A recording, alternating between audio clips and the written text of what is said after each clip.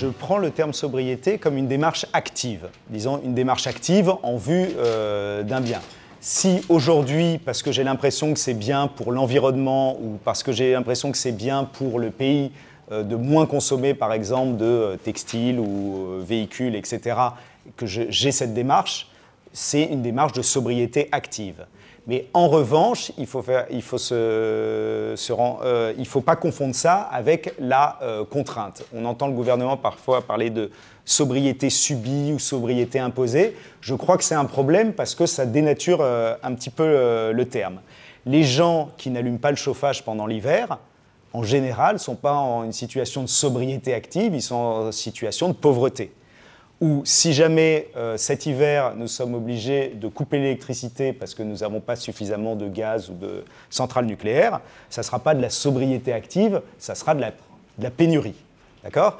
Donc, toute la difficulté pour ce que vous dites, c'est de voir effectivement en quoi, et ce sont des réalités, les classes populaires mettent en œuvre des stratégies ou ont des modes de vie qui sont, d'ailleurs ça se voit dans les chiffres, beaucoup plus sobres que les modes de vie des classes supérieures, et en même temps tenir ensemble le fait qu'une partie de ces modes de vie est aussi contraint, et contraint par des situations de précarité.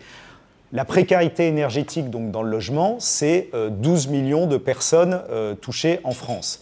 Et en général, c'est des personnes pour l'amélioration, par exemple, de l'isolation thermique des bâtiments pourrait permettre à ces gens-là de mieux se chauffer et non pas de continuer à se chauffer à 15 ou 14, etc.